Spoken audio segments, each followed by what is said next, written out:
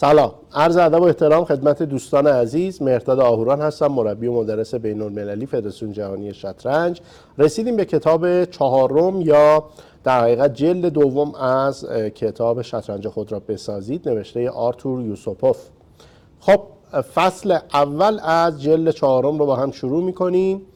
فصل اول در مورد ترکیب‌های ماتی قراره صحبت کنیم. ترکیب‌های ماتی معمولاً نقطه اوج حمله موفق یک شطرنج باز به حساب میان. در تمرین‌های پیش رو حرکات فعال رو حتما در نظر داشته باشید. حرکاتی که به چیزی حمله میکنن یا اون رو میگیرن. حرکاتی که تهدیدهای ماتی به وجود میارن و با کیش‌های مؤثر تلاش کنید تا حریف رو به واکنش وادار یا مجبور بسازید. هنگام محاسبه به شاخه‌های اجباری حتما اولویت براش قائل بشین، اولویت براش در نظر بگیریم. برای پیدا کردن امکانات جدید در تمرین ها 5 تا 10 دقیقه زمان بگذارید. خب بریم سراغ دیاگرام اول و ببینیم در این وضعیت قرار هست سفید چطور به برد برسه. خب حتما فیلم رو استاپ بکنید. قبل از توضیحات من بهترین حرکات یا حرکات اجباری رو برای سفید پیدا بکنید. چجوری میشه در این دیاگرام از ستون باز H استفاده کرد یا بهره برداری کرد؟ فیل C2 میتونه در حمله ما نقش مؤثر و مهمی رو داشته باشه به کمک رخ، به کمک وزیر و همچنین اسب. این سوارهایی هستن که در این دیاگرام قراره که نقش آفرینی بکنن برای ما. ببینیم با هم دیگه چه اتفاقی در این دیاگرام قرار هست که بیفته. خب حرکت اسب F6 یک حرکت اجباری هست. مسیر رخ باز شده در ستون H. سیاه رو وادار میکنیم به زدن اسب با وزیر و بعد از اون فیل H7 کی شاه H8 اجباری هست و خب کیش برخاستی مد نظر ما هست. اینکه فیل به کدوم خونه بره برای کیش برخاست مهمه. اون رو به خونه J6 میاریم تا بعد از قربانی رخ بتونیم از وزیر کمک بگیریم. قربانی رخ بسیار عالی. شاه رو مجددا به H8 میکشونیم و با وزیر H5 و هماهنگی اون با فیل یک مات زیبا رو رقم میزنیم. میریم به سراغ تمرین بعدی. در تمرین بعدی نوبت حرکت با سیاه هست. فیلم رو استاپ کنید، سعی کنید جوابهاتون رو پیدا کنید. تنها رخ D1 هستش که عرض اول سفید رو داره پوشش میده و ببینیم که سیاه چطور میتونه این مهره رو یا با حذف این مهره ترکیب ماتی خودش رو به اجرا در بیاره. بله، وزیر در رخ، قربانی زیبا، اسب در وزیر و قربانی دیگری که سیاه میده تا مسیر برای رخ E8 باز بشه. هدف رخ E8 رسیدن به خونه E1 هست. فیل F1 اجبار و رخ در فیل مات. میریم به سراغ تمرین بعدی. نوبت حرکت با سفید هست. ملاحظه میفرمایید رخ‌های H4 و H1 سفید در حمله شرکت دارن. فیل F6 فیل بسیار قدرتمندی هست و ببینیم که ایده این پوزیسیون چطور به اجرا در میاد. حرکت اول وزیر در اسب، قربانی وزیر برای اینکه اسب از خونه H5 محافظتش برداشته بشه، دفاعش کم بشه. بعد از فیل در وزیر رخ در پیاده H5 کار رو تموم میکنه به واسطه اینکه رخ قرار هست به خونه H8 بره. چنانچه رخ اول زده بشه رخ دوم جایگزین میشه و خب این دفاع غیر ممکن میکنه برای سیاه مات خونه H8 رو. میریم به سراغ تمرین بعدی. نوبت حرکت با سفید هست. فیلم رو استاپ کنید و سعی کنید پاسخ صحیح رو پیدا کنید. سفید زمانی برای انجام حرکت آرام نداره. وضعیت سفید هم به نوعی بحرانی هست.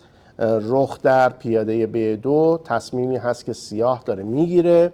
از این رو وضعیت میطلبه که سفید خیلی اکتیو و پویا بازی کنه. رخ H8 حتما فیلم رو استاپ کرده بودید و خودتون فکر کردید. بعد از رخ H8 شاه به خونه J6 پیاده F5 و قربانی جالبی در راه هست. قربانی وزیر برای گشودن ستون G و رخ AJ8 یک مات بسیار زیبا و قشنگ رو با همدیگه دیدیم. میریم به سراغ تمرین بعدی.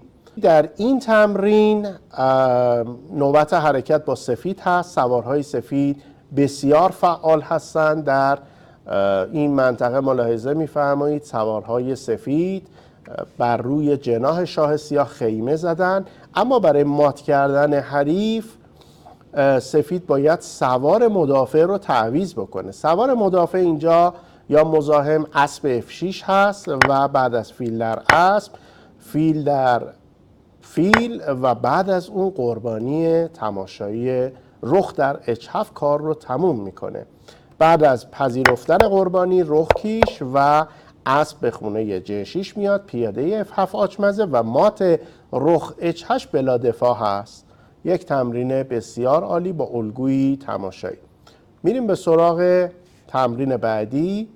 نوبت حرکت با سیاه هست. جواب رو با سیاه پیدا بکنید. شروع و میبرد. با یک ترکیب یا با یک قربانی زیبا شروع بکنید.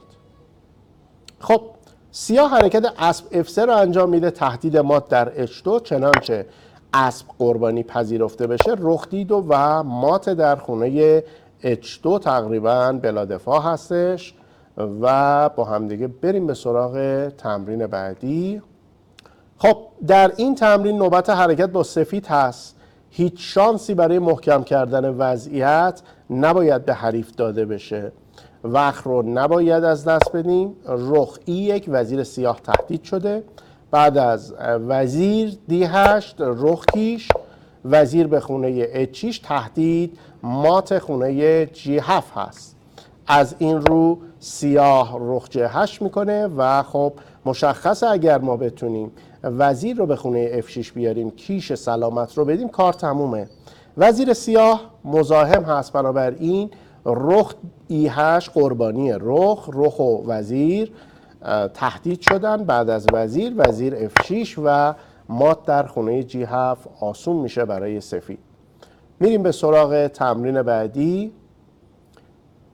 خب نوبت حرکت با سیاه هست. فیلم رو استاپ کنید و پاسخ خودتون رو مقایسه بفرمایید. فیل سیاه در خونه F5 فیل قولاسایی هست، قدرتمنده، اما خودش قادر به مات کردن سفید نیست و نیاز به کمک داره. از این رو سیاه قربانی تماشایی وزیر در B3 رو میزنه. بعد از پیاده در وزیر رخ در B3 و خب تهدید مات در خونه B1 هست.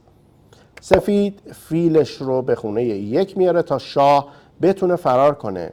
رخ در فیل به خونه E3 کیش و خب مسیر فرار شاه توسط رخ D8 گرفته شده و بنابراین راهی جز مات شدن و تسلیم شدن برای سفید باقی نمیمونه. میریم به تماشای مثال بعدی. نوبت حرکت با سفید هست. وضعیت قلعه سیاه خیلی باز شده و سوارهای سنگین سفید نمیتونن سرنوشت بازی رو رقم بزنن. حرکت تماشایی رو سفید باید انجام بده، پویا و اکتیو بازی کنه. خب بعد از اینکه شما جواب رو پیدا کردید من پاسخ رو میگم. رخ F6 تهدید زدن وزیر در H6 و میبینید که بعد از وزیر در B7 وزیر H6 وزیر کیش و رخ به خونه H6 میاد و مات H8 بدون دفاع. وزیر راه فرار شاه از E7 رو مسدود کرده. بریم به تماشای مثال بعدی. نوبت حرکت با سفید هست. خب وزیر و فیل سفید نیروی حمله‌ای قوی دارن.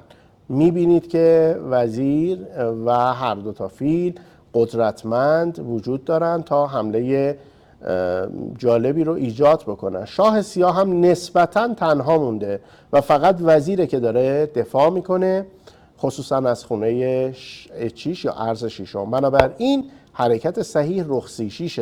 مسیر وزیر بسته میشه. بعد از زدن فیل به خونه H6 میاد و ملاحظه میفرمایید که تهدید بر روی خونه G7 جدی شده. خب بعد از حرکت J6 وزیر در E5 و مات خونه G7 بلا دفاع هست. خب پیاده F6 F7 هم که آچمز شده و برد سفید قطعی. میریم به سراغ تمرین بعدی. نوبت حرکت با سفید هست. وضعیت آماده یک قربانی سرنوشت ساز. امیدوارم اون رو پیدا بکنید. قربانی تماشایی ما اینجا رخ در E6 هست. بعد از پذیرش قربانی اسب به خونه G5 میاد، تهدید زدن H7. وزیر G6، سوارهای سیاه رو ملاحظه میفرمایید. رخ در H7، وزیر در H7 و اسب F7 مات مختنق. میریم به سراغ تمرین‌های امتیازی دوستان عزیز و کسب امتیاز از این تمرین شروع میشه. خب اولین دیاگرام رو با همدیگه ببینیم. سوارهای سفید در وضعیت حمله‌ای قرار دارن. پیاده‌ای در خونه G6 وجود داره که پیاده بسیار بسیار خوب و قدرتمندی هست. سفید قصد این رو داره که وزیرش رو به خونه H6 برسونه و تهدید مات H8 رو اجرا کنه. بنابراین فیل C7 یک امتیاز برای این حرکت اگر که پیدا کردیم برای خودتون کنار بگذارین. وزیر در C7 و رخ به خونه H8، وزیر H6، وزیر کیش و یک مات زیبا در خونه H8. میریم به سراغ تمرین بعدی. نوبت حرکت با سیاه. ملاحظه میفرمایید وضعیت سوارهای سیاه رو و قرار هست که برد سیاه رو با حرکات اجباری پیدا کنیم. خب اولین حرکت قربانی وزیر در فیل. بعد از پذیرش قربانی رخ کیش، فیل به خونه G3 میاد و قربانی رخ در فیل پیاده H میزنه. بعد از فیل F3 مات خونه H1 بی‌دفاع هست. برای دیدن این پاسخ یک امتیاز برای خودتون در نظر بگیرید. میریم به سراغ تمرین بعدی. نوبت حرکت با سیاه هست. یک بازی بسیار زیبا تماشایی با همدیگه میبینیم. وضعیت شاه سفید ناامن هست و اسب و وزیر سیاه هماهنگی خوبی با هم دارن. از این رو فیل به خونه G5 میاد. عذرخواهی میکنم، فیل به خونه G4 میاد برای زدن F3. چنانچه این قربانی پذیرفته بشه وزیر F1، اسب G3 کیش و وزیر H3 یک مات. برای مشاهده یا دیدن این تمرین هم یک امتیاز لحاظ بفرمایید. میریم سراغ تمرین بعدی. نوبت حرکت با سفید هست. سفید شروع و میبرد. قدرت فیل، رخ، ایده ماتی در E8 رو برای ما زنده میکنه، ولی وزیر و اسب هم باید همکاری بکنن. ببینیم این همکاری چطور شکل میگیره. خب نوبت حرکت با سفید هست و حرکت اسب D7. ستون برای رخ E1 باز میشه و قرار هست قطر فیل هم باز بشه. بنابراین قربانی دیگری در C8 صورت میگیره، قربانی وزیر و مات E8 بسیار زیبا و تماشایی به دست میاد. یک امتیاز برای حل و پاسخ به این تمرین لحاظ بفرمایید. میریم سراغ تمرین بعدی. نوبت حرکت با سفید هست. وضعیت سفید بهتر از سیاه. فیل سفید، فیل سفید رو یا خانه های روشن سفید قدرتمنده، ولی فیل سیاه در حقیقت سیاه روی سیاه فیل چندان خوبی نیست. از این رو رخ در اسب قربانی. بعد از وزیر کیش شاه به خونه F7 میاد. بعد از قربانی وزیر، قربانی فیل، شاه امکان پذیرفتن قربانی رو نداره چون با حرکت وزیر H5 مات میشه. بعد از فرار وزیر از خونه J8 کیش، فیل F5 کیش، وزیر جلوش، وزیر و وزیر در نهایت D7 مات میکنه. یک امتیاز هم برای این تمرین در نظر بگیرید. میریم سراغ تمرین بعدی. خب نوبت حرکت باز هم با سفید هست. ببینیم سفید این بازی رو چطور به برد میرسونه. قربانی رخ در D8 سفید رو به برد میرسونه. یک امتیاز برای دیدن این تمرین در نظر بگیرید، چنانچه که سیاه مجبور هست میپذیره قربانی رو. وزیر در اسب کیش، شاه به خونه H7، اسب G5، شاه به خونه H. بعد از اسب F7 کیش ملاحظه میفرمایید که تهدید مات در خونه H8 به وجود اومده. بعد از پذیرفتن قربانی دوم وزیر H4 و وزیر H5 مات. کمک پیاده E5 هم بی تأثیر نبود. به سراغ تمرین بعدی میریم. نوبت حرکت با سفید هست. برد سفید رو پیدا کنید و پاسخ خودتون رو مقایسه بفرمایید. سفید در این لحظه حرکت رخ J1 رو انجام میده. تهدید پیاده G7 هست. بعد از اسب E8 وزیر قربانی میکنه خودش رو در G7. فرم آسیاب بادی شکل گرفته. بعد از اینکه شاه به خونه H8 رفت ما نمیتونیم کیش برخاست بدیم، بلکه کیش برخاست عادی باعث میشه که فیل ما از دست بره. خب کیش برخاست ما میبایستی که کیش برخاستی باشه از نوع کیش دوگانه، یعنی رخ G8 کیش که اسب سیاه فرصت زدن فیل رو به دست نیاره. بعد از زدن توسط شاه رخ J1 و بعد از وزیر J5 رخ در J5 و مات. برای دیدن لاین های این بازی هم 2 امتیاز برای خودتون در نظر بگیرید. میریم به سراغ تمرین بعدی. نوبت حرکت با سیاه هست. خب وضعیت رو ملاحظه میفرمایید. شاه سیاه امن، شاه سفید تقریبا ناامن و خب قدرت وزیر، اسب و فیل ها احتمالاً کاری دست سفید خواهد داد. یک قربانی تماشایی وزیر F1 کیش. وزیر در F1 به نظر. خب میرسیم به دیاگرام جدید. نوبت حرکت با سیاه هست. سوارهای سیاه، وزیر و اسب سیاه با هم خیلی هماهنگ هستن. از این رو سیاه به یک قربانی فکر میکنه. شاه سفید هم وضعیت نامطلوبی داره. خب لطفا فیلم رو استاپ کنید و پاسخ سیاه رو مقایسه بفرمایید، پاسخ خودتون رو. وزیر F1 حرکت صحیح. وزیر در وزیر، فیل در پیاده کیش، فیل E3 اجبار هست، رخ در پیاده و برخاست رخ داره کار رو تموم میکنه.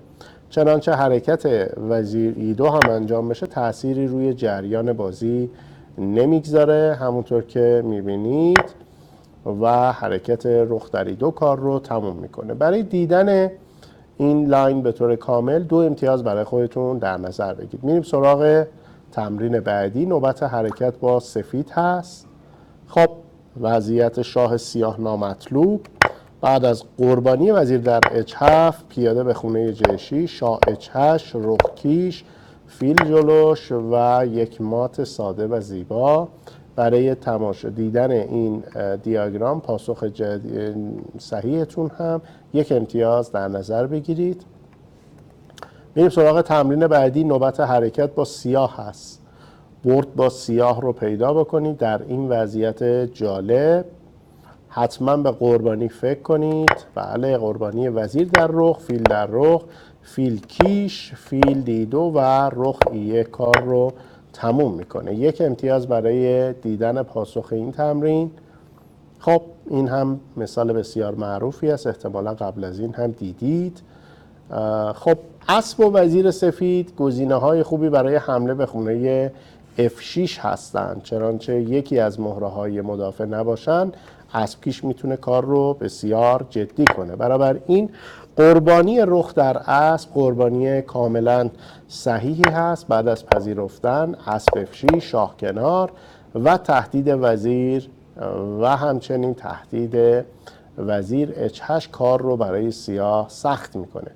1 امتیاز هم برای دیدن این جواب این تمرین در نظر بگیرید. و تمرین بعدی نوبت حرکت با سفید هست. رخ D5 کیش، اسب در رخ، فیل کیش. خب فیل میخواست که خونه E2 رو به راحتی در اختیار داشته باشه و کیش بده. در نهایت رخ A7 رخ A6 و 1 مات. 1 امتیاز هم برای این تمرین لحاظ بفرمایید. چنانچه 14 امتیاز از تمرین های این فصل به دست آوردید، بسیار عالی.